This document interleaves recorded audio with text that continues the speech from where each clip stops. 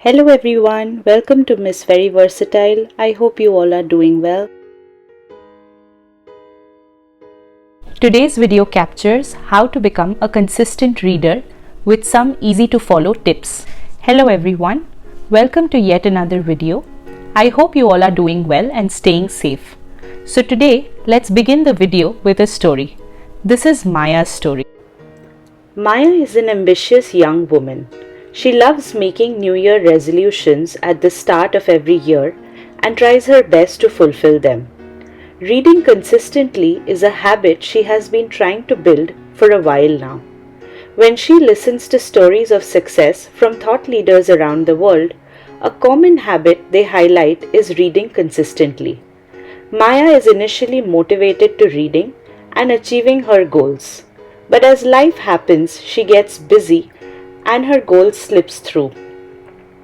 There are day-to-day activities that take priority and the reading goal takes a backseat. Few weeks pass and Maya realizes she's already behind what she had planned to complete reading in a month. This trend continues every year, and now Maya is hoping to become a consistent reader and achieve her goals.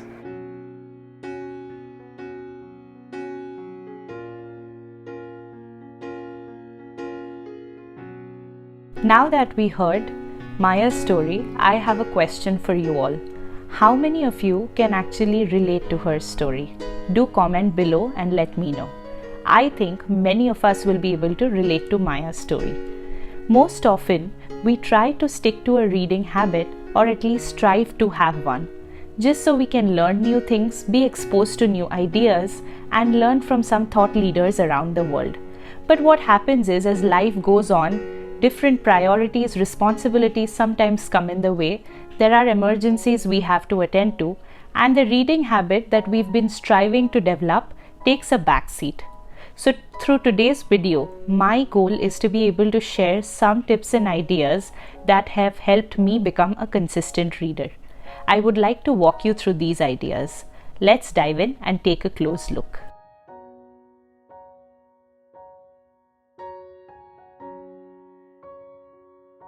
My tip number 1 today is to pick a spot for reading that is comfortable and has the right kind of lighting that is suited for you to read clearly and comfortably.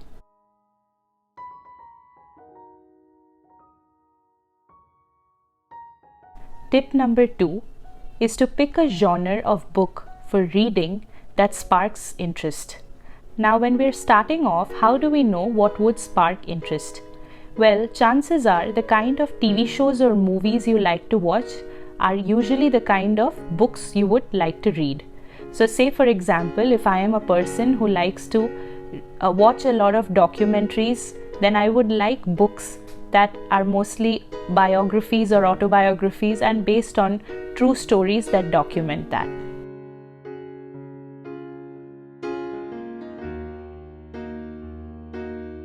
My next tip is, if you are trying to inculcate a reading habit, start small. This idea is actually inspired from the book Atomic Habits by James Clear. In that book, James Clear actually mentions that our mind has an initial resistance to starting a task that may not seem enjoyable, but when we put in the effort to do so, the chances are we will carry on to complete what has already been planned earlier to be done. So, say for example, I have a certain number of pages that I read over time. I will start small, but once that initial resistance is overcome, my mind will want to continue and read a little more every time. So that way I can build upon the habit of reading, and I can also increase the number of pages that I read every day, but I would start small for that.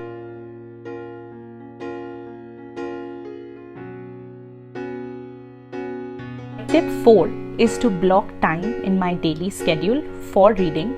Set reminders so I have that cue when the reminder pops up that I need to start reading, and finally using a habit tracker.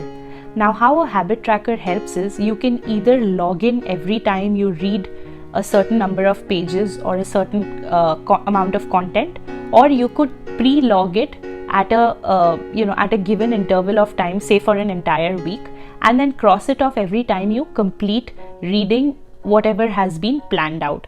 So what this does is every time you strike off what you've already planned or log in the number of pages you've pre-planned every time you complete a reading session, it will give you that motivation to carry on this task for the next day, and it will also give you a certain amount of mental satisfaction that you are actually sticking to what you had planned to read. So it's a win-win in both cases, and it will keep you inspired to keep, pushing yourself and going forward.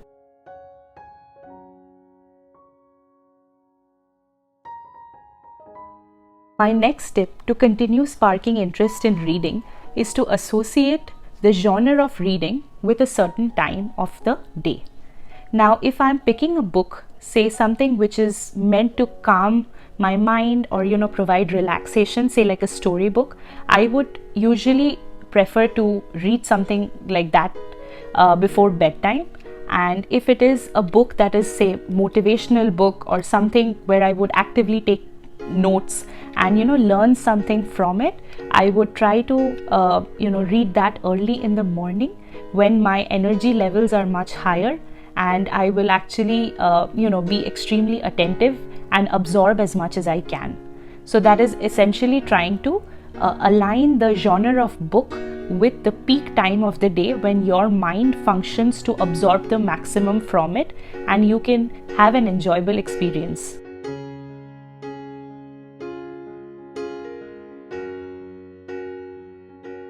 Tip number 6 is to actually allocate a realistic amount of time for completing a certain kind of book. Now, you need to set goals that can actually be achieved, and especially when starting off and trying to inculcate the reading habit, we may not be very fast as a reader. So therefore, budget the correct amount of time just so you don't get dissuaded. So if you're taking a book that is rather, I would say, short with about 150 pages, allocate lesser amount of time. It's a bulky book. If it's a bulky book that requires more amount of time, then budget time for it to get completed accordingly.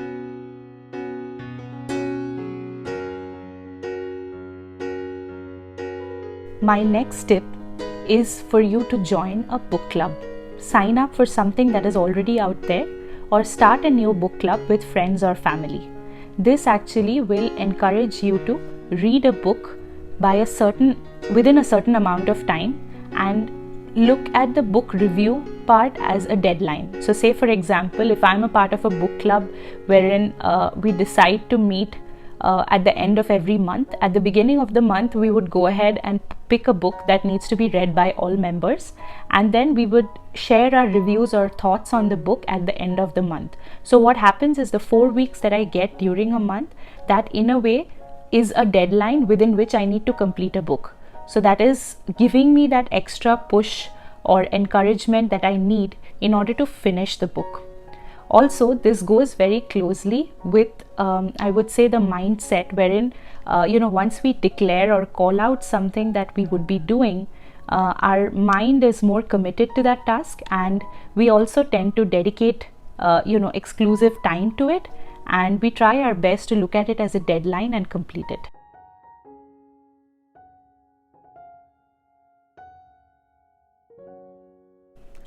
Now, it turns out that many of us are really good listeners and better listeners than actually readers. In that case, what can be done is you can actually look for audiobooks, and these audiobooks are very easy to read because you can integrate it into your schedule. There's a lot of flexibility with using audiobooks because, say, if you're driving to work, you can actually listen to it on your way, or if you're somebody who finishes a lot of chores in a day, like household chores, you can listen to an audiobook in that time. So you're finishing your regular chores or the task that has been scheduled, and alongside you're also finishing a book by listening to it. So that way it's a win-win. And there are multiple options of audiobooks that are available these days. There are various apps that provide that feature. So feel free to choose based on the kind of books you desire and the kind of collection that they have.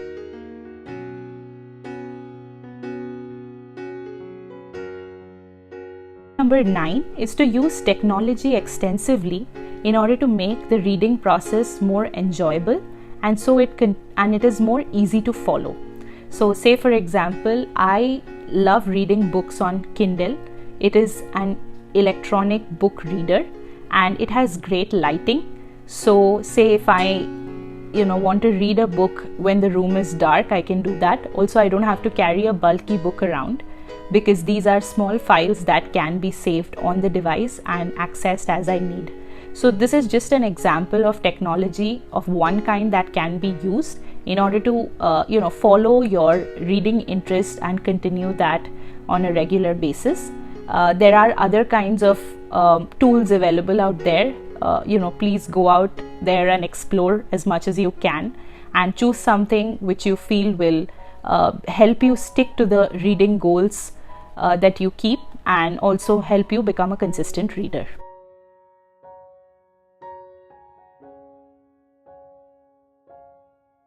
My final tip is to be patient and keep at it.